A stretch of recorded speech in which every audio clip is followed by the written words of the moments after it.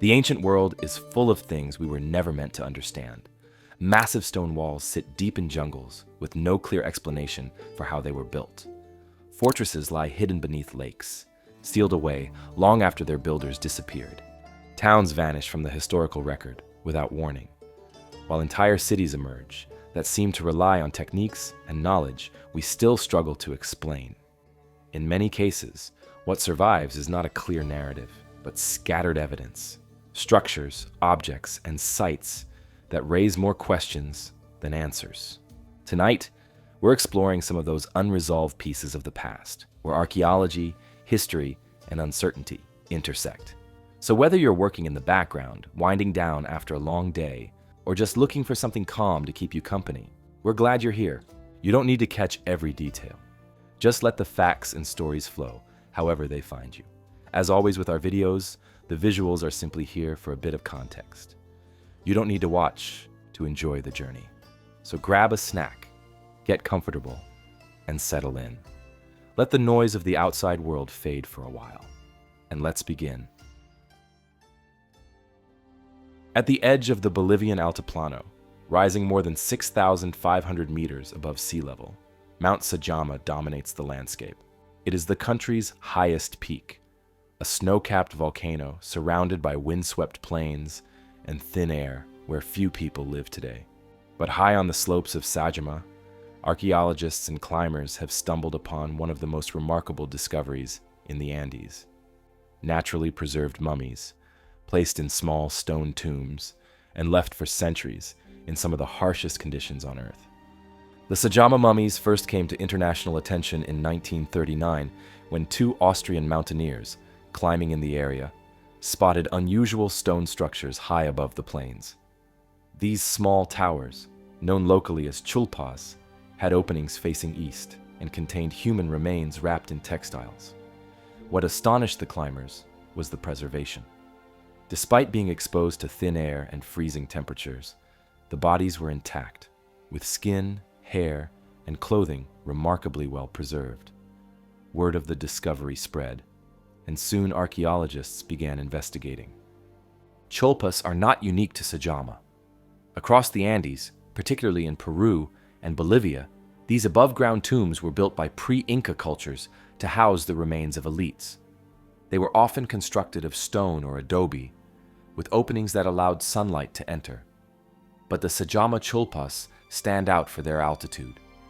Some of them are perched at elevations above 5,000 meters, higher than many Himalayan villages. The extreme cold, dry winds and low oxygen created a natural freeze-drying effect, turning the interred bodies into mummies without deliberate embalming. Radiocarbon dating of remains from Sajama indicates they were placed in the chulpas around 1,000 years ago, during the late pre-Columbian period, likely associated with the Aymara-speaking groups that dominated the central Andes before the rise of the Inca Empire. The mummies included both adults and children, wrapped in layers of finely woven textiles. Some still wore tunics, belts, and sandals. The preservation was so striking that even facial expressions could be made out. The conditions on Sajama are brutal for the living, but ideal for preservation. Daytime sun can warm the surface, but nights drop far below freezing. The constant cycle of cold and dryness prevents bacteria from breaking down organic material. Textiles, feathers, and hair can survive for centuries, allowing researchers to study not just the people, but their clothing and burial practices in extraordinary detail. What makes the Sajama mummies particularly fascinating is how little they were disturbed for centuries. Unlike the better-known Inca mummies of Peru, often unearthed in sacrificial contexts on mountaintops, the Sajama chulpas appear to have been community tombs, revisited over time. Families or groups may have added bodies across generations, creating clusters of tombs dotting the high slopes. Archaeologists believe they represent a tradition of ancestor veneration, common throughout the Andes, where the dead were not seen as gone, but as active members of society, influencing the living. The finds also offer insight into pre-Inca cultures in Bolivia. Long before the Inca rose to power in Cusco, the Altiplano was home to complex societies like the Tiwanaku and later Aymara polities. These groups built cities, cultivated quinoa and potatoes in raised fields, and herded llamas and alpacas across the plateau. By the time the Sajama mummies were interred, the Inca were expanding into the region, eventually incorporating it into their empire. The tombs show that despite political change, local traditions of burial and ancestor worship continued. Clothing found with the Sajama mummies tells its own story. The textiles include tunics made of llama or alpaca wool, dyed with natural pigments in geometric patterns. Some garments are so well preserved that weaving techniques can be studied thread by thread. These fabrics were more than clothing. They signified identity, community, and social status. In the Andes, textiles were among the most valuable possessions, often used as offerings and symbols of wealth. The location of the cholpas may have had symbolic meaning as well. High places in the Andes were sacred, believed to be inhabited by powerful mountain spirits known as apus. By placing their dead on the slopes of Sajama, communities may have sought to connect their ancestors with these divine forces, ensuring protection for the living. Facing the tombs toward the rising sun in the east reflected a broader Andean cosmology linking life, death, and the cycles of nature. While the Sajama mummies became known in the 20th century, they have not been as widely studied as other Andean mummy finds, in part because of their remote location. The area is difficult to access, with thin air that challenges even experienced climbers. Expeditions in the 1970s and later documented dozens of chulpas, but many remain unexplored. Looting has also been a problem, as local communities and outsiders disturb some tombs in search of textiles or artifacts. Still, enough survives to provide a rare glimpse into this high-altitude mortuary tradition. The natural preservation at Sajama also highlights the Andes' unique role in world archaeology. Few other environments produce mummies on such a scale without deliberate embalming. While Egypt perfected artificial mummification, Andean cultures relied on the climate itself. In dry coastal deserts, caves, and high mountains, bodies naturally resisted decay. The Sajama mummies are part of this broader Andean phenomenon, but they remain among the highest altitude examples ever found. For archaeologists, these remains offer more than just striking visuals. They provide data on diet, health, and daily life. Analysis of hair samples shows evidence of maize and other Andean staples, while textile studies reveal trade networks for dyes and fibers. Even parasites preserved in the intestines of some mummies tell stories about health challenges faced in the pre-Columbian Andes. Despite their importance, the Sajama mummies exist in a fragile state. Exposure to modern air and handling can cause textiles to disintegrate, and many tombs have already been damaged. Preservation efforts have been limited, and much of what we know comes from photographs and reports made decades ago. The remoteness of Sajama has helped protect the site, but it also makes systematic study difficult. The mystery that lingers is why these tombs were abandoned and never reused. After the Inca conquest and later the arrival of the Spanish, burial practices shifted, and many high-altitude traditions faded. The Sajama Cholpas remain as frozen witnesses to a different time, when communities braved the cold and thin air to honor their ancestors on the slopes of a sacred mountain. Now, our next mystery takes us to the Nile Valley, where an ancient skeleton offers a very different kind of puzzle about humanity's deep past. In 1980, Egyptian archaeologists excavating a quarry site near Sohag in Upper Egypt came across an extraordinary discovery.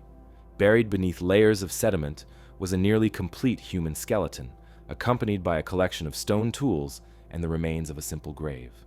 The site was named Nazlet Khater, and radiocarbon dating would later place it at around 35,000 to 40,000 years old.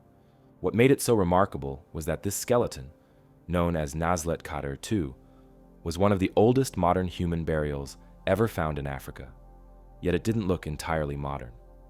The Nazlet Khater individual was an adult male, probably in his 20s, buried in a shallow pit, with a finely crafted stone axe beside him. His bones showed clear evidence of deliberate interment, not a random deposition. That single fact, the presence of an intentional burial, places the site among the earliest known examples of ritual treatment of the dead in Africa. But what captured researchers' attention was the skeleton's physical features. While the skull and facial proportions were broadly Homo sapiens, some traits appeared more archaic. The shape of the cranium and jaw suggested affinities with earlier species like Homo erectus or archaic Homo sapiens. In other words, Nazlet Khater II represented a transitional figure, an early modern human still retaining some older characteristics. The find provided rare physical evidence of what populations in North Africa looked like during the late Pleistocene, a period when modern humans were spreading out of Africa and into Eurasia. The tools found alongside the skeleton deepened the mystery. The stone axe, made of chert, was beautifully flaked, showing skill and planning in its creation. Other artifacts found nearby indicated that Nazlet Khater had been both a quarry and a workshop. People extracted chert nodules from the surrounding rock and shaped them into tools on site. The presence of these implements in the burial suggested they had symbolic or personal value, not just practical use. Archaeologists believe the people who buried this man were part of a hunter-gatherer group living along the Nile corridor at a time when the environment was very different from today. Around 35,000 years ago, the region experienced wetter conditions than the later desert landscapes of the Sahara. Rivers, lakes, and grasslands supported wildlife such as gazelle, hippos, and fish. These early Egyptians would have hunted and foraged across a landscape far greener and more forgiving than the arid desert that surrounds Nazlet Khater today. The preservation of the Nazlet Khater skeleton was exceptional. His bones were found in anatomical order, meaning the body had decomposed in place, undisturbed. The burial position was extended on the back, similar to later human burials seen thousands of years afterward. This suggests that even at this early stage, humans had developed structured ideas about death and ceremony. One of the more intriguing aspects of the find came from studying his injuries. The Nazlet Khater man had severe wear on his teeth and evidence of repetitive stress injuries on his arms and shoulders. These were the kinds of marks seen in people who performed heavy manual labor. The working theory is that he was involved in quarrying and stone tool production, hard, repetitive work that took a physical toll. His teeth also showed grooves likely caused by holding plant fibers or leather strips in his mouth, a practice seen in toolmakers who use their teeth as a third hand. For anthropologists, Nazlet Khater helped fill a gap in the fossil record between East Africa's early Homo sapiens populations and the later Upper Paleolithic peoples of Europe and Western Asia. It demonstrated that anatomically modern humans were established in North Africa by at least 40,000 years ago, and that this region played an important role in human migration and cultural development. What makes the find even more important is how rare it is. Human remains from this period in Africa are incredibly scarce. The environment tends to destroy organic material over long spans of time, so a well-preserved skeleton from this era provides a snapshot few other sites can offer. The Nazlet Khater burial has been studied for decades, with scientists using new technologies like CT scanning and 3D reconstruction to refine our understanding of his anatomy. The surrounding site adds another layer of interest. Nazlet Khater isn't just a burial ground, it's part of a larger complex of prehistoric quarries. Archaeologists have identified multiple extraction pits and tool-making areas, indicating sustained occupation. This was a place where communities returned repeatedly, perhaps over thousands of years, to mine stone for tools.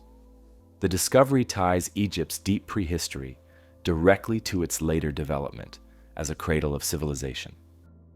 Long before the first pharaohs, humans were already shaping the landscape with purposeful labor. Environmental data from the region suggests that during this time, the Nile acted as a refuge for populations displaced by changing climates. The desert around it may have expanded and contracted cyclically, forcing humans and animals into narrower corridors of fertile land. These environmental pressures likely encouraged innovation and social organization, conditions that eventually led to more permanent settlement patterns thousands of years ago later. Nazlet Khater shows that humans were already adapting successfully to these challenges long before recorded history began. The Nazlet Khater skeleton also raises broader questions about early human diversity. Genetic and fossil evidence now shows that Africa's populations were not uniform during this period. Different groups carried varying mixes of traits, reflecting both deep ancestry and contact with neighboring regions. Nazlet Khater's blend of modern and archaic features fits this pattern perfectly. Rather than a linear progression toward modernity, human evolution was regional and complex, with overlapping populations interacting across Africa and beyond. The desert has preserved this single life with extraordinary care, but Egypt still holds many more buried secrets waiting to surface.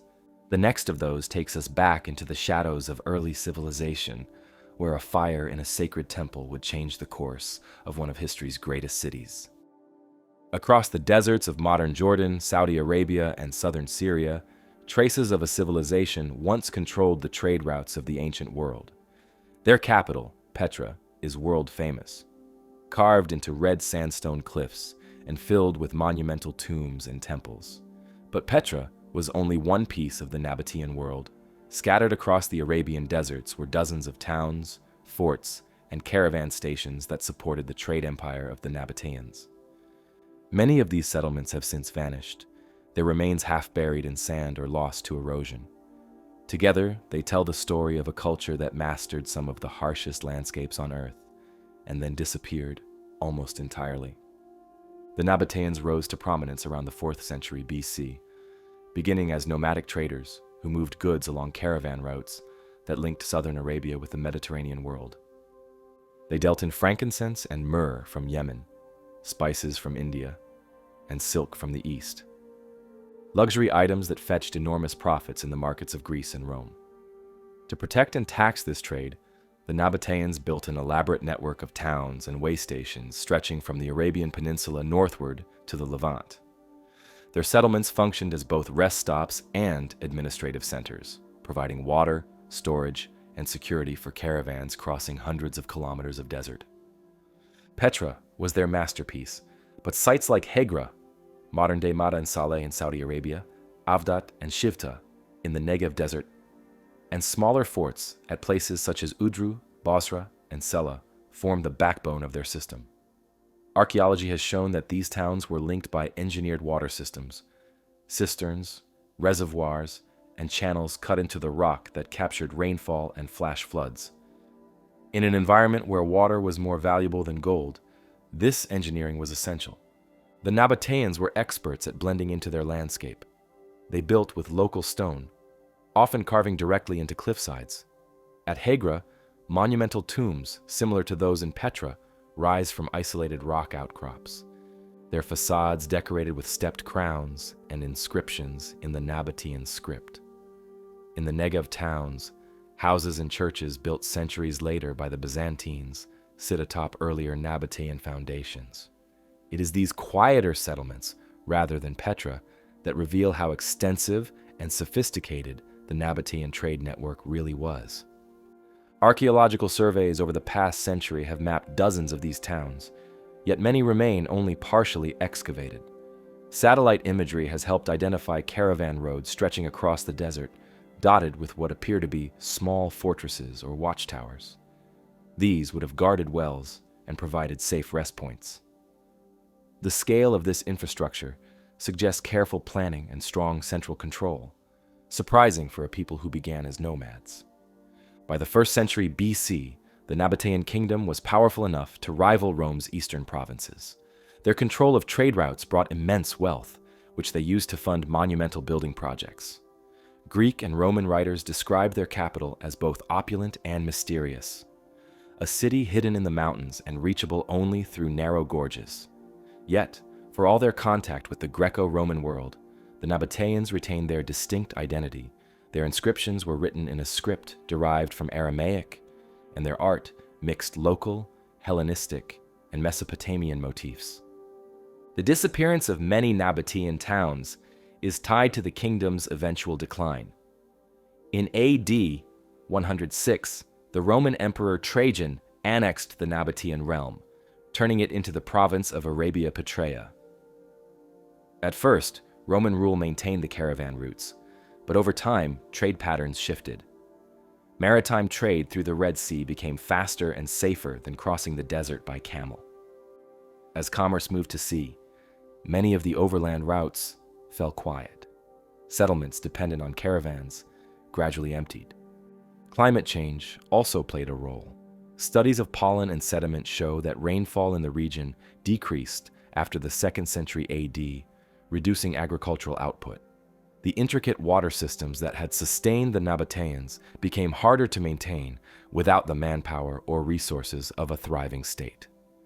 Some towns were repurposed by later civilizations, others simply eroded into the desert. At Hegra, archaeological excavations show that after the Nabataean period, the site continued in limited use under Roman and later Islamic influence, but never regained its former significance. Smaller sites, such as the caravan town of Qasr al-Bint or the fortifications at Sadaka, seem to have been abandoned entirely.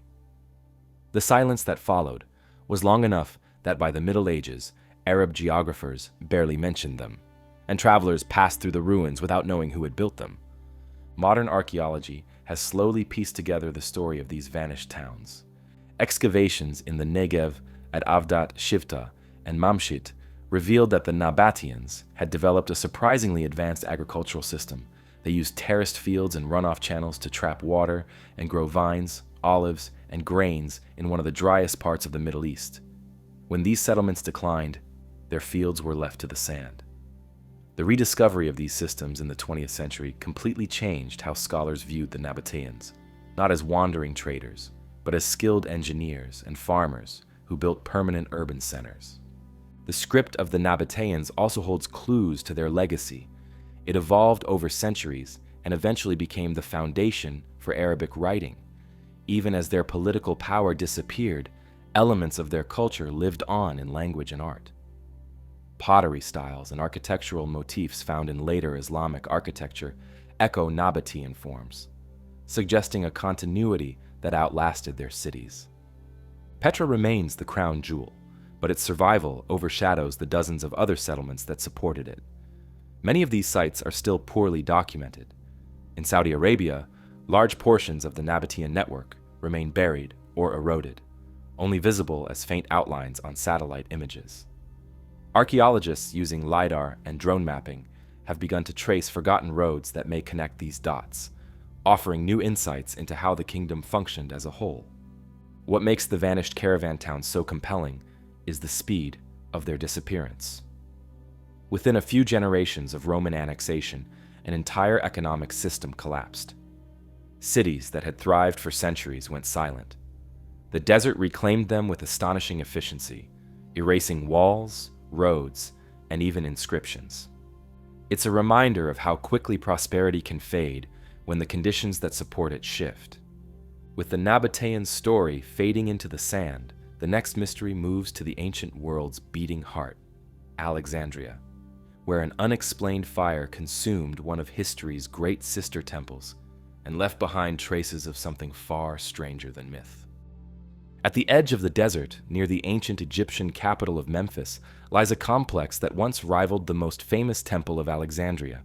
It wasn't built for a pharaoh or a sun god, but for a deity who represented something new, a fusion of Greek and Egyptian belief.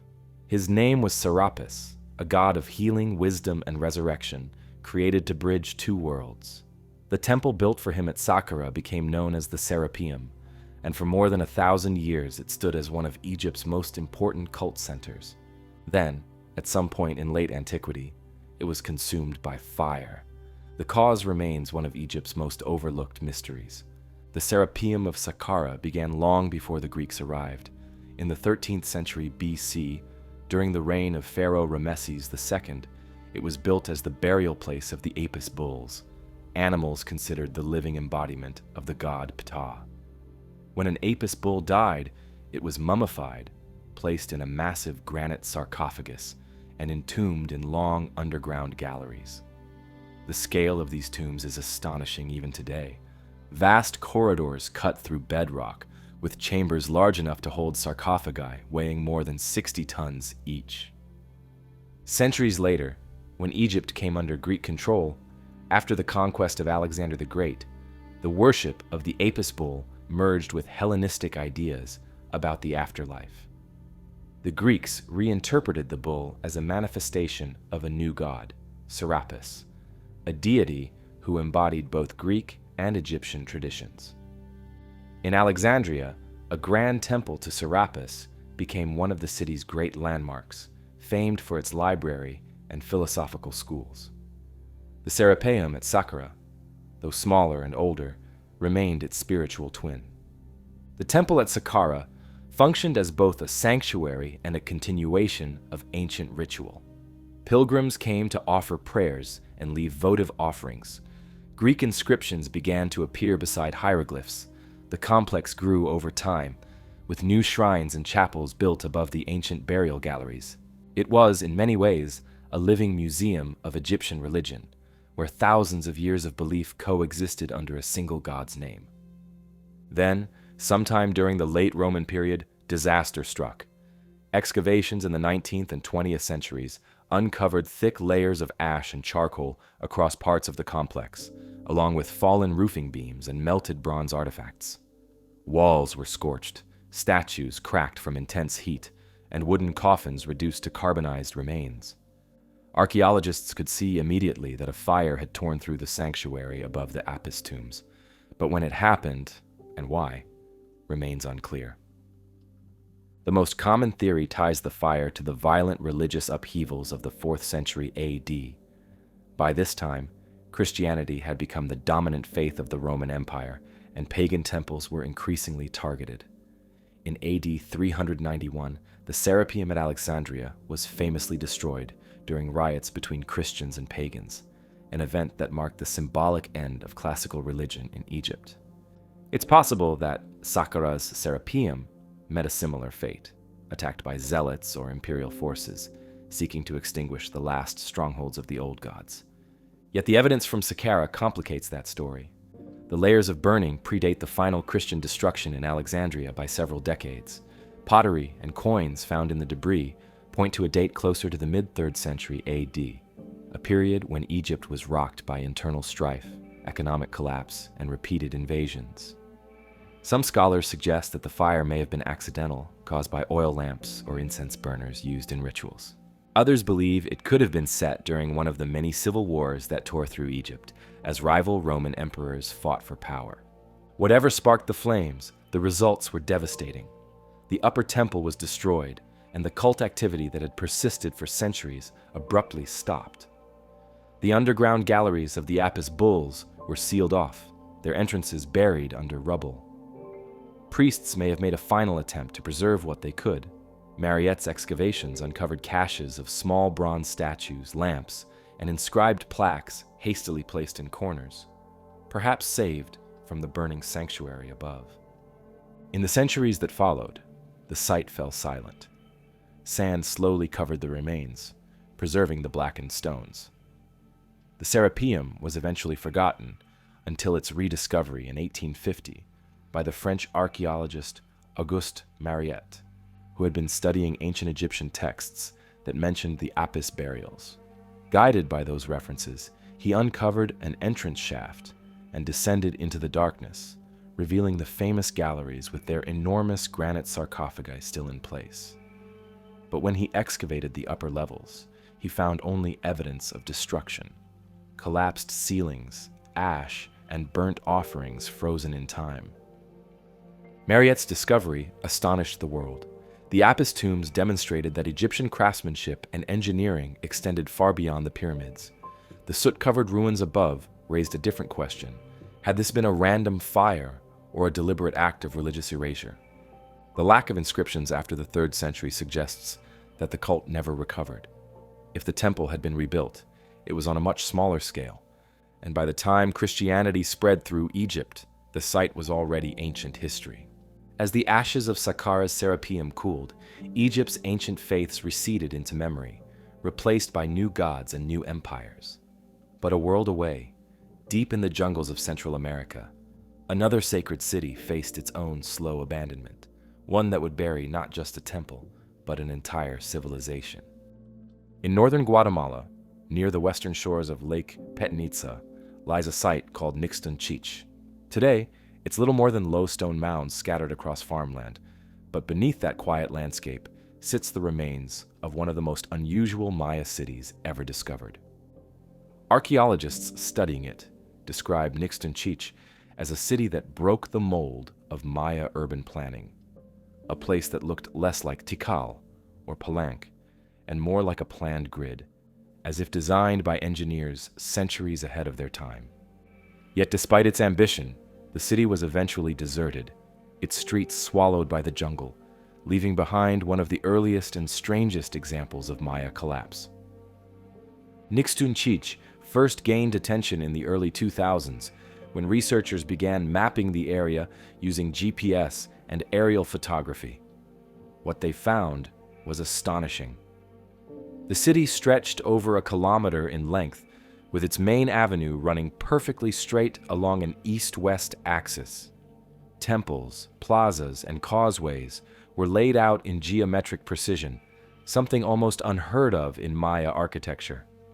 Most Maya cities evolved organically over time, with temples and palaces added as rulers came and went. Nixtun-Ch'ich, by contrast, appears to have been built according to a single plan, a kind of ancient master blueprint. The precision of the layout immediately raised questions about who built it and why. Excavations suggest the city dates to the Middle Preclassic period, roughly between 800 and 500 BC, centuries before the great Maya capitals of the Classic era. This makes Nixtun-Ch'ich one of the earliest large-scale urban centers in the entire Maya world. The fact that it was already experimenting with planned geometry so early shows that complex political organization existed in the region long before scholars once thought. The site's main avenue, paved with stone and aligned with the sunrise, connected ceremonial complexes at each end. Along its sides stood platforms that may have supported administrative buildings or temples. The whole design appears to have been symbolic, perhaps representing a cosmological order, a physical expression of how the Maya imagined the universe. By walking the city's main road, residents may have been participating in a ritual that mirrored the path of the sun across the sky. As excavations expanded, archaeologists found evidence of monumental architecture, pyramids rising over 30 feet, courtyards large enough for gatherings, and sculpted altars. The site was clearly a political and religious center. Pottery and artifacts, recovered from the ruins, show trade connections stretching from the Guatemalan highlands to the Caribbean coast. Obsidian blades and jade ornaments indicate a society with wealth and influence. Yet, Nixtun-Ch'ich was not a city that lasted. Sometime around 400 BC, construction stopped abruptly. Population levels dropped, and over the following centuries, the city was largely abandoned. Later groups occasionally resettled the area, but the original grid city never revived. The reasons for its decline remain uncertain, but environmental stress and political instability are likely culprits. Studies of lake sediments nearby reveal cycles of drought and deforestation during the period of occupation. Farming in the thin tropical soils may have pushed the land beyond its limits. As forests were cleared for agriculture, erosion increased, and yields likely fell. For a city that depended on centralized control and planned order, environmental disruption could have been devastating. A rigid system leaves little room for adaptation. There are also signs of social conflict. Burned layers in some structures suggest episodes of destruction. The deliberate defacing of monuments, a practice seen elsewhere in the Maya world when rulers lost legitimacy, hints at rebellion or outside attack. The carefully ordered city that once symbolized power and stability may have become a target for resentment. Nixtun-Ch'ich's early fall mirrors a pattern that would recur throughout Maya history. Cities built on central authority and monumental planning often flourished briefly, then declined when environmental or social pressures mounted. The great collapse of the classic Maya around AD 800 followed a similar trajectory, but Nixtun-Ch'ich shows that this cycle began much earlier than once believed. The discovery of Nixtun-Ch'ich has also forced archaeologists to rethink Maya political development. For years, scholars assumed early Maya settlements were small, decentralized villages. Nixtun-Ch'ich demonstrates that by 800 BC, some rulers were already experimenting with large-scale urbanism and centralized power. The site's uniformity suggests strong leadership, perhaps even the first true kings of the lowlands. If so, its collapse could mark one of the earliest examples of royal authority breaking down in Mesoamerica. Interestingly, the region around Lake Peten-Itza remained occupied long after Nixtun-Ch'ich's fall. Other cities, such as Tayasal and Nojpeten, would later rise nearby. When the Spanish arrived in the 1600s, this area was one of the last strongholds of independent Maya civilization. But the grid city of Nixtun-Ch'ich was already ancient history by then, buried under centuries of soil and vegetation. Modern technology has helped bring its story back into focus. LiDAR scanning, which uses lasers to map terrain through vegetation, has revealed the full extent of Nixtun-Ch'ich's city plan. What appeared to be isolated mounds were shown to form an interconnected network of plazas and buildings. The scale of the layout rivals much later Maya capitals, proving that early Maya societies were far more organized than previously thought. Archaeologists continue to debate what Nixtun-Ch'ich represented. Was it a ritual city built to reflect cosmology, a political statement of centralized authority, or a planned capital whose experiment in order simply proved unsustainable? Whatever the answer, the site's precision and abrupt decline give it a distinct place in Maya history, a glimpse of civilization's early ambition and fragility. Just as Nixtun-Ch'ich fell into obscurity after its brief moment of greatness, another mystery lies hidden deep in South America, a vast stone covered in carvings that no one has yet deciphered, waiting in the river valleys of Brazil. In the dry interior of northeastern Brazil, near the small town of Inga in the state of Paraíba, there's a rock face unlike any other in South America. Locals call it the Pedra do Inga, the Inga Stone, and for centuries it has been covered with strange carvings that no one has ever managed to explain. Stretching over 40 meters in length and nearly 3 meters high, the surface of the rock is densely packed with hundreds of engravings: spirals, circles, animals, geometric shapes, and what look like celestial patterns. No one knows who made them, when they were carved, or what they mean. The first written accounts of the Inga Stone date to the 19th century, when explorers and missionaries traveling through Paraíba recorded rumors of a stone covered with letters. When scholars visited the site, they found not an alphabet, but a mass of symbols carved into the dark gray gneiss bedrock. Some are shallow grooves only a few centimeters deep. Others form broad, interconnected panels. The level of detail is astonishing. The carvings appear deliberate and organized, yet they form no obvious sequence or pattern that can be interpreted as writing. Archaeologists studying the site estimate that the carvings are between 1,000 and 2,000 years old, possibly made by pre-Columbian peoples who lived in the region long before the arrival of Europeans. But because there's no organic material embedded in the rock, direct radiocarbon dating isn't possible. Instead, researchers rely on comparison with nearby archaeological sites, rock shelters and petroglyph fields showing similar motifs, to estimate its age. The landscape around Inga gives some clues about its creators. Before colonization, the region was inhabited by groups such as the Kariri and Tarairiu, semi-nomadic peoples who hunted, fished, and farmed along seasonal rivers. Rock carvings, or petroglyphs, are found throughout northeastern Brazil, often near water sources or in places with clear views of the sky. These locations were likely chosen for ritual reasons, perhaps connected to fertility, astronomy, or ancestor worship. The Inga Stone fits this pattern perfectly. It sits beside a riverbed that floods during the rainy season, turning the area into a dramatic natural stage. The engravings themselves are divided into panels.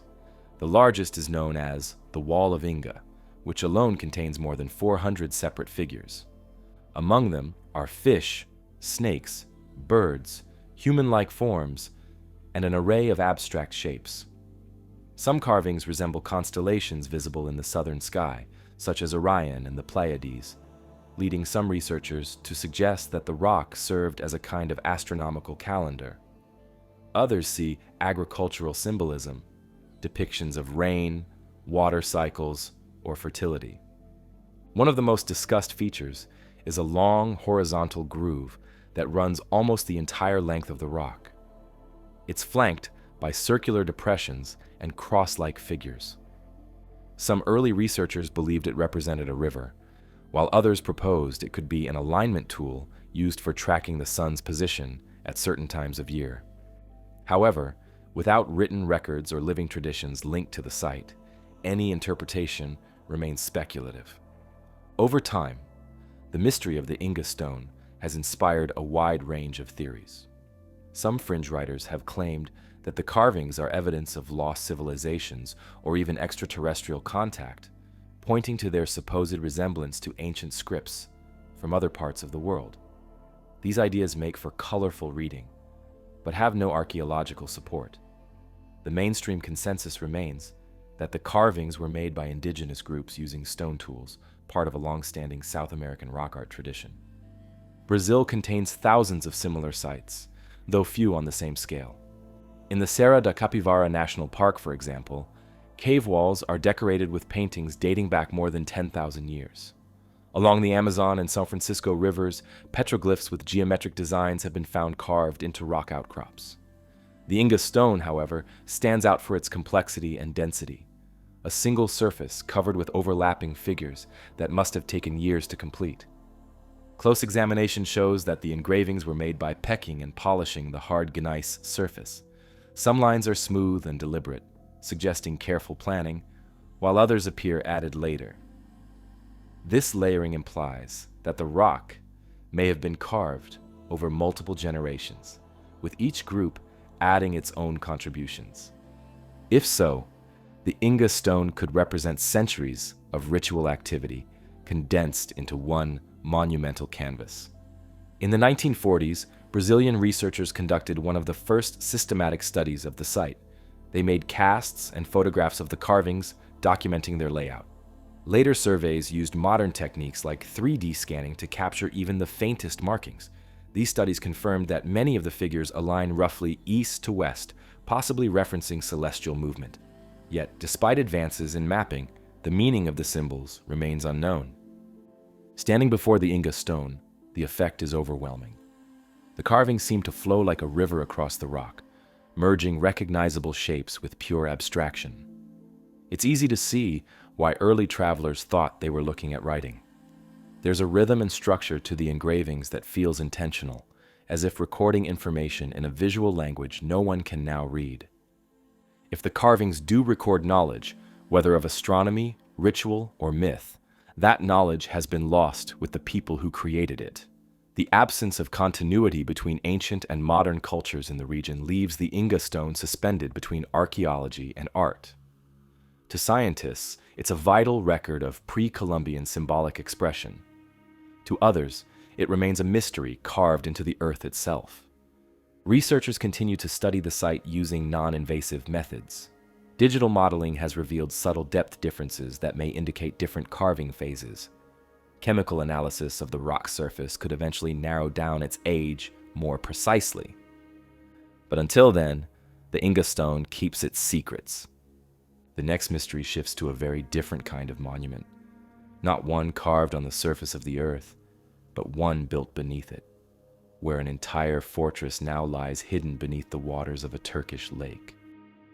In eastern Turkey, the waters of Lake Van are an unexpected blue, almost metallic, stretching out in every direction beneath the high plateau of Anatolia. It's the largest lake in the country, bigger than some seas, and far too salty to drink. Its shoreline is dotted with castles, monasteries, and the remains of forgotten kingdoms that once ruled this volcanic landscape. But in 2017, divers exploring its depths discovered something no one expected: a massive stone fortress hidden beneath the water. The discovery began with a team of underwater photographers and archaeologists from Van Nixtun-Ch'ich University. They had been documenting the lake's unusual underwater formations when they noticed straight lines of cut stone beneath layers of sediment. On closer inspection, those lines formed walls far too regular to be natural. Over several dives, they mapped what turned out to be the remains of a huge fortified structure built along what must once have been dry land, now submerged under several meters of water. The fortress stands in the lake's northern shallows near the modern city of Van. Roughly 4 kilometers of walls, some reaching 10 meters high in places, enclose an area estimated at more than a square kilometer. The blocks are basalt, a dark volcanic stone quarried nearby. The construction technique matches others found in the region dating back to the Iron Age, suggesting the builders belonged to the kingdom of Urartu, which flourished here nearly 3,000 years ago. Urartu was a powerful state that rose around the 9th century BC, roughly contemporary with Assyria. Its kings controlled much of eastern Anatolia and parts of modern Armenia and Iran. They built their capitals around Lake Van, carving inscriptions in cuneiform and erecting massive fortresses on mountain slopes. Their engineering was advanced. They created irrigation canals that still feed fields today, and their architecture favored long, straight defensive walls of Cyclopean stone. The submerged fortress beneath Lake Van fits that pattern perfectly. During the Urartian period, Lake Van's water level was lower than it is today. Geological studies show that over the past 3 millennia, the lake has risen and fallen by tens of meters, depending on volcanic activity and climate. The fortress likely stood on the shore, guarding trade routes and fertile plains. At some point after the fall of Urartu, in the 6th century BC, water levels began to rise. Slowly, the fortress and the settlements around it were swallowed by the lake. Divers describe swimming over what looks like the upper half of a city wall. Large basalt blocks remain fitted tightly together, their edges still sharp after centuries underwater. In some areas, tumbled stones form ramps and collapsed towers. Photogrammetry mapping has revealed an orderly layout, walls, corners, and possible gate structures, confirming that the site was once a planned fortification rather than a random pile of ruins. Nearby, archaeologists have long known of Toprakal, the main Urartian fortress that once served as the royal seat of King Rusa I. Inscriptions found there list temple dedications to the god Haldi and record military campaigns across Anatolia. The underwater fortress may have been part of the same defensive network, a lakeside outpost protecting the northern approach to the capital. Artifacts recovered from the lake floor are consistent with that dating. Divers have found ceramic fragments typical of Urartian pottery, simple red and gray wares fired at high temperature. A few bronze objects, possibly arrowheads or tools, were retrieved near the outer wall. Nothing indicates a later occupation, which strengthens the idea that the site was abandoned when the water began to encroach. Lake Van itself has always been unusual. It sits in a closed volcanic basin with no outlet. All inflowing rivers end there. Over time, minerals accumulate, making the water alkaline enough that it preserves metal and stone differently from ordinary lakes. The chemistry also discourages plant growth, meaning the fortress remains visible rather than buried in vegetation. The team studying the site estimates that at least half of the original structure lies buried beneath layers of silt. Ground-penetrating sonar and drone mapping above the water have revealed related ruins along the shore, possibly warehouses or docks. This suggests the settlement once had an active harbor, connecting inland trade routes to the lake's traffic.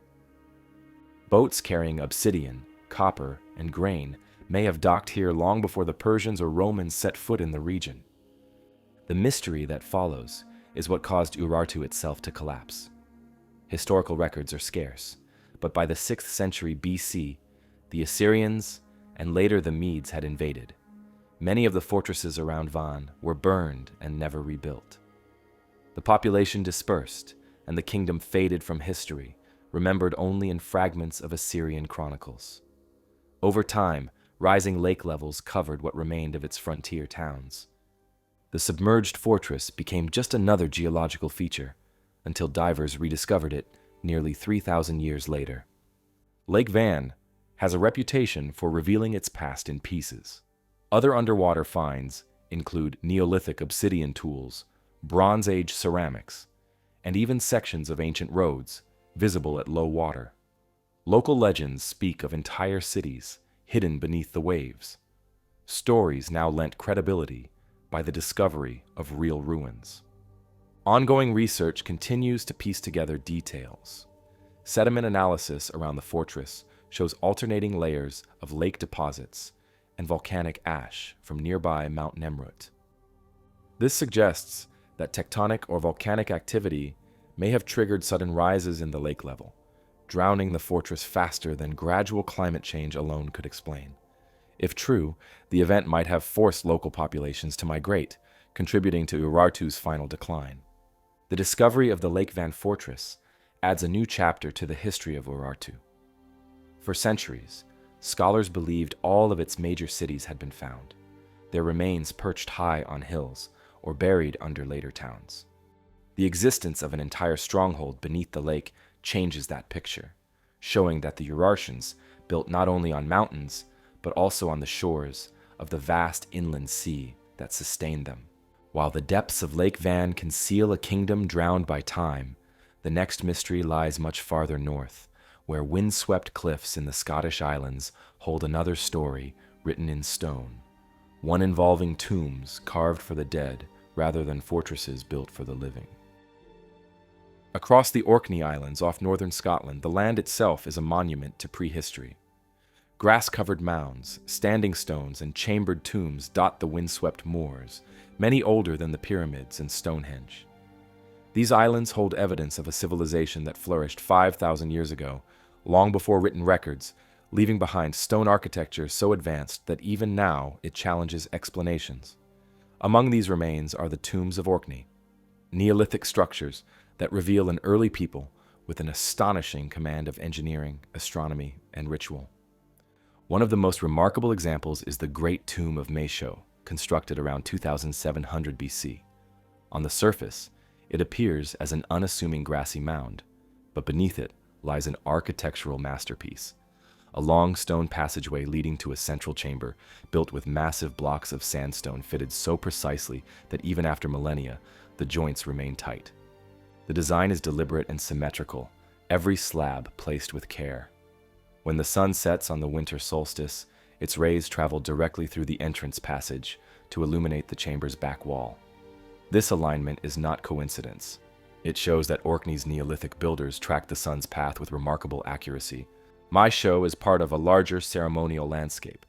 Within a few kilometers stand the Ring of Brodgar, the Stones of Steness, and the settlement of Barnhouse, all aligned across a natural causeway between two lochs. The same communities that built these monuments also constructed dozens of tombs across the islands, each unique yet sharing a common architectural language. Tombs such as Unstan, Quanternes, and Queen Hill feature central chambers with side cells, their roofs formed by overlapping stone slabs stacked inward to create corbelled vaults. Inside these tombs, archaeologists have found human bones, often disarticulated and rearranged, along with pottery, stone tools, and animal remains. The evidence suggests that the tombs were not simple graves, but sacred spaces used repeatedly over generations. Bodies may have been placed in the chambers, allowed to decay, and later revisited for ceremonies that honored the ancestors. At Queen Hill, the skulls of dogs were discovered beside human bones, possibly symbolizing loyalty or protection in the afterlife. Each tomb seems to have served as both burial site and shrine. The precision of their construction raises questions about how these ancient people achieved such stability and design. Many of the tombs are built using massive slabs weighing several tons, quarried and transported without metal tools or wheels. The builders shaped each block to interlock perfectly, relying only on stone hammers, antler picks, and sheer coordination. The result is architecture that has endured longer than almost any other in Europe. Beyond the engineering, the tombs reveal a complex spiritual world. The entrances almost always face specific directions, often toward the solstice sun or important topographical features, such as distant hills or water bodies. This consistency hints at a shared cosmology in which the journey of the sun mirrored the cycle of life and death. In winter, when the light entered Maisho's chamber, it may have been seen as the return of life after darkness, a rebirth tied to the ancestors entombed within. Across Orkney, tombs contain markings carved into the stone, spirals, crosshatches, and cup and ring symbols also found in Neolithic Britain and Ireland. These motifs appear in remote places from Kilmartin Glen to the Boyne Valley, linking Orkney to a wider prehistoric tradition. Their meaning is unknown, but the repetition across vast distances suggests shared beliefs or long-distance communication between communities. The carvings may have represented maps, celestial paths, or abstract spiritual concepts passed down through generations of stoneworkers who carved the same shapes into new monuments. The scale of construction in Orkney suggests social organization far beyond what might be expected of a farming community. To build Maisho or Brodgar, hundreds of people would have needed to quarry and haul stone, feed workers, and coordinate timing with astronomical cycles. Such efforts imply leadership, ritual specialists, and a society capable of organizing large communal labor projects. The tombs are, in a sense, records of that organization, enduring symbols of collective identity rather than individual wealth. In some of the smaller tombs, the arrangement of bones and artifacts points to regional variations in burial practice. At Unstan, pottery of a distinctive shallow bowl style was found alongside remains of multiple individuals, suggesting communal interment. At Quanternis, bones appear to have been moved after burial, perhaps during later rituals. The repeated opening and resealing of tombs indicate that these were not places of final rest, but focal points of ongoing interaction between the living and the dead. Despite their age, the exact purpose of the tombs remains uncertain. Were they built primarily to honor ancestors, mark territory, or align with celestial events? The evidence supports all three possibilities. The consistency of design across sites implies shared planning, but differences in size and complexity suggest varying local importance. Some tombs stand in isolation, others cluster within sight of major monuments. The landscape itself appears to have been part of the ritual, the positioning of tombs, circles, and settlements forming a sacred geography that reflected both daily life and cosmic order. Another layer of mystery comes from the apparent speed with which Orkney's Neolithic culture declined. Around 2300 BC, construction of new monuments ceased. The great circles were abandoned, and many tombs were sealed. The reasons remain unknown. Climate change, resource depletion, or shifting social structures may have played a role, but no single cause explains the sudden end. Whatever happened, it marked the close of one of prehistory's most creative eras. Thousands of years later, new arrivals reused these ancient tombs. Norse settlers in the 12th century broke into Maisho and carved their own marks, runic inscriptions that still line the walls today. These later carvings, while much younger, highlight how the monuments never fully lost their aura of power. Even to the Vikings, the tombs of Orkney were places of mystery, built by people whose names and purposes had already been forgotten. The enduring puzzle of the Orkney tombs lies not in their existence, but in their meaning. Every chamber, every alignment, and every carved symbol points to a worldview now beyond recovery. They remain physical facts, stone proof of immense effort and precision, yet their purpose resists definition. The same qualities that make them understandable as architecture make them mysterious as monuments. The stones still hold their secrets, their corridors aligned with a winter sun that rises and falls exactly as it did 5,000 years ago. And while Orkney's tombs conceal the dead, the next mystery lies across the other side of the world in New Zealand, where a different monument of stone hints at an even older tradition of megalithic construction. In the central North Island of New Zealand, near the southern edge of Lake Taupo, there is a formation of massive stone blocks that has stirred debate for decades. Known as the Kaimanawa Wall, it sits quietly among the beech forests of the Kaimanawa Range, its weathered faces rising in neat horizontal layers. To some, it looks like the remains of an ancient structure, perhaps built by a forgotten people long before the Maori arrived. To others, it is simply a natural geological formation.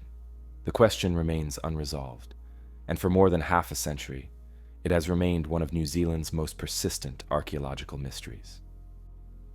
The Kaimanawa Wall first came to public attention in 1996, when photographs began circulating that showed what appeared to be a stone terrace made of enormous rectangular blocks stacked one atop another with precise joins.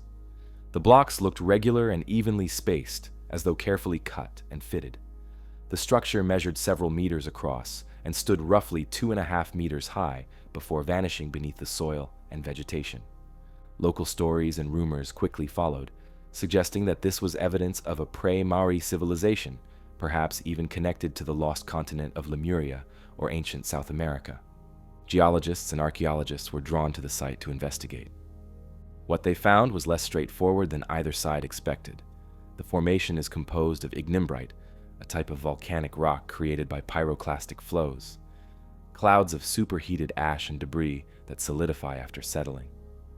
This kind of rock is common in the Taupo volcanic zone, one of the most active volcanic regions on Earth. The Kaimanawa blocks are aligned in straight horizontal layers, separated by clean joints that resemble masonry seams. The angles between some of the blocks approach 90 degrees, giving the appearance of deliberate construction. The geological explanation argues that the blocks formed naturally through the process of jointing, when hot volcanic ash cools and contracts, producing fractures along planes of weakness. Over time, erosion exposes these joints, creating the illusion of fitted stone. Similar formations occur elsewhere in volcanic regions, such as the columnar basalt of the Giant's Causeway in Ireland or the Devil's Postpile in California. However, what makes the Kaimanawa site unusual is the horizontal, rather than vertical, orientation of its joints, and the uncanny regularity of its stone-like pattern. Those who believe the wall is man-made point to features they claim cannot be explained by geology alone. Some joints appear too clean and too consistent, running in perfect alignment across multiple blocks. A few surfaces seem polished or flattened, and small gaps between blocks are narrow and uniform. Early reports describe the wall as extending underground and forming a larger structure, perhaps part of a platform or terrace. These details fueled speculation that the Kaimanawa Wall could be the remains of a human-built foundation, long buried and forgotten. The mystery deepened when researchers noted the wall's location near the sacred grounds of the Ngati Tuaretoa Iwi, the Maori tribe who have lived around Lake Taupo for centuries. Maori oral tradition describes ancestors arriving in New Zealand roughly 800 years ago, bringing their culture and history from Polynesia. There is no record of any earlier inhabitants who might have built large stone structures. The Maori used wood and earth for construction, not massive quarried stone, which makes the Kaimanawa formation, if it were man-made, entirely out of place in New Zealand's archaeological record. The government's Department of Conservation commissioned studies to settle the debate. Geologists examined the stone in situ, mapping its orientation and taking samples for analysis. Their findings supported the natural formation theory. They concluded that the wall was part of the Rangitaiki ignimbrite formation, dating back more than 330,000 years. The regular joints and sharp angles, they said, were the result of natural fracturing during cooling, not the work of human hands. The visible surfaces, rather than being carved, had been exposed by gradual erosion over hundreds of thousands of years. Despite these conclusions, the controversy did not disappear. Those convinced of artificial origin argue that the precision of the joins and the absence of other similar formations nearby make the site unique. They point to the alignment of some blocks as evidence of design, suggesting that if the ignimbrite formed naturally, it would not produce such orderly geometry in a localized area. The lack of large-scale excavation leaves room for speculation that more of the structure lies buried beneath the surface, perhaps extending far deeper than anyone has seen. The Kaimanawa Wall also fits into a broader pattern of legends that hint at ancient peoples in the Pacific, long before Polynesian settlement. Stories collected in the 19th century mention the Patupayarehe, pale-skinned, supernatural beings said to have lived in the forests and mountains before the arrival of humans. Some have linked these myths to supposed traces of pre-Polynesian architecture, though no credible archaeological evidence has ever supported such claims. Still, the persistence of these stories has kept interest in the wall alive. The Taupo region itself is a landscape shaped by cataclysm. The Taupo volcano, which dominates the area, erupted about 1,800 years ago in one of the most violent volcanic events in recorded human history. The explosion blanketed much of New Zealand in ash and dramatically altered the landscape. The Kaimanawa Wall, whether natural or not, sits within this dynamic geological environment. It is entirely possible that its clean, rectangular appearance owes as much to those ancient eruptions as to human imagination. Comparisons have been drawn between the Kaimanawa site and megalithic architecture in other parts of the world, the stone terraces of Pumapunku in Bolivia, or the Cyclopean walls of Sacsayhuaman in Peru. Such parallels are tempting, but no cultural or physical connection exists. If it were truly a constructed wall, it would represent a civilization completely unknown to archaeology, one that left no pottery, no tools, and no settlements anywhere else in the Pacific. While the volcanic stone of Kaimanawa continues to keep its secrets, another mystery unfolds on the other side of the world, where an ancient cairn in the Green Hills of Ireland was designed with such astronomical precision that its builders seemed to measure time itself in the movement of the stars. In the far northeast of Afghanistan, where the Oxus River meets the Cochno, lie the ruins of a city that once stood at the crossroads of civilizations. Its stone columns and broken theaters look more like the remains of Greece than Central Asia. This was Ai Khanoum, a city built by men who followed in the wake of Alexander the Great. For nearly 2 centuries, it thrived as one of the easternmost outposts of Greek culture in the ancient world. Then it was destroyed and abandoned so completely that its name was forgotten. Ai Khanoum means Lady Moon in Persian, though its ancient name is lost. It was founded sometime in the early 3rd century BC, after Alexander's armies swept through Bactria and into India. When the conqueror died, his generals divided the empire, and the Greek rulers of the east established the Greco-Bactrian kingdom, stretching from the mountains of Afghanistan to the plains of northern India. Ai Khanoum was one of their great cities, a blend of Greek urban planning and Eastern architecture built in an unlikely place, thousands of kilometers from the Aegean. The site covered more than 100 hectares. Excavations revealed paved streets, colonnaded courtyards, a palace complex, a theater, gymnasium, and fortified walls rising above the river. Everything about its layout echoed Greek design. Inscriptions written in Greek were found carved into stone and bronze.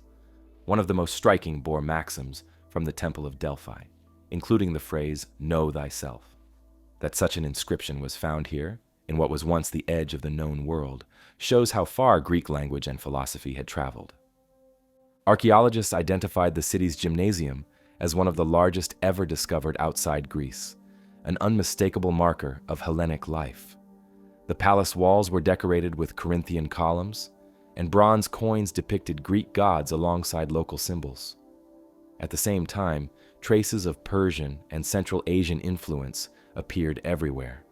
Mud brick fortifications, local pottery styles, and temples that combined Greek and Iranian forms.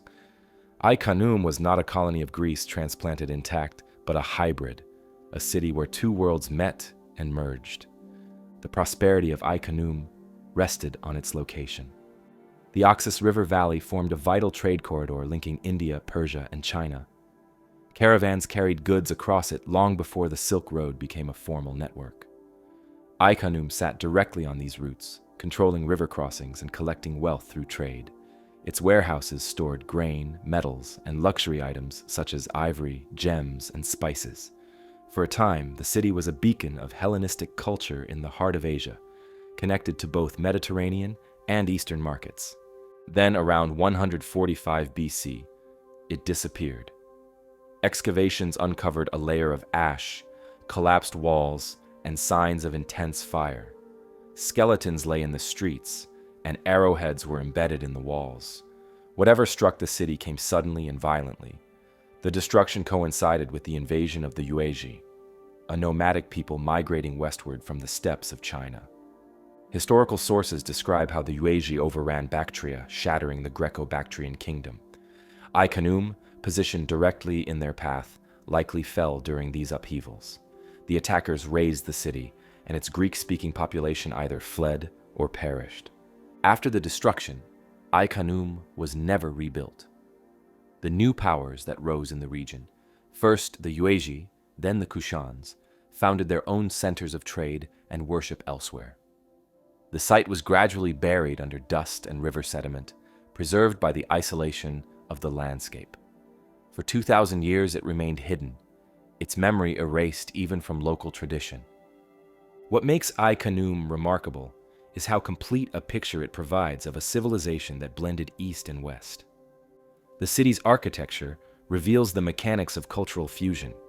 Greek building methods coexist with local adaptations, stone colonnades beside mud brick walls, Greek theaters next to Zoroastrian altars. Artifacts show the same pattern. Coins bear Greek inscriptions but feature Eastern deities. Sculptures display Greek proportions carved in Central Asian stone.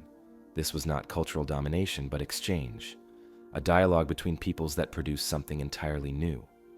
Despite its hybrid nature, Ai Khanoum was unmistakably part of the Hellenistic world. Its temples were dedicated to Greek gods, such as Zeus and Artemis. Its rulers styled themselves Basileus, and its streets followed the classical grid. Yet outside the city, Bactria was home to older traditions that resisted assimilation. It was a frontier land, surrounded by mountains and deserts, constantly threatened by nomadic incursions.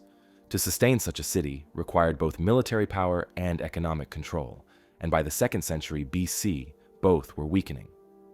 The fall of Ai Khanoum mirrored the collapse of the Greco-Bactrian kingdom as a whole. Cut off from reinforcements and surrounded by hostile peoples, the kingdom fragmented into smaller states. The Greek elite, once dominant, gradually disappeared.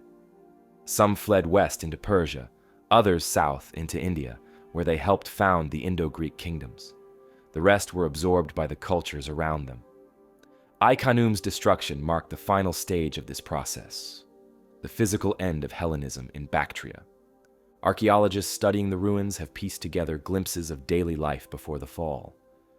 Workshops contained tools for bronze casting and pottery production. Storage rooms held amphorae imported from the Mediterranean. Greek inscriptions on sundials and steles record dedications to the gods and laws inscribed for citizens to read. Everything suggests a thriving community living in comfort and confidence right up to its destruction. The layer of ash that sealed the site tells a different story, one of sudden violence and loss. The city's disappearance remains one of history's more haunting silences. Unlike other Hellenistic centers such as Alexandria or Antioch, Ai Khanoum left no descendants, no surviving culture to carry its traditions forward. Its existence was known only indirectly through fragmentary texts until its rediscovery. What had been a symbol of Greek ambition became a ghost city, preserved in the ground at the meeting point of empires. Beyond the mountains of Bactria, another mystery waits high among the Andean peaks, where bodies preserved by cold and altitude still lie in stone tombs built for rituals that ended long before written history began.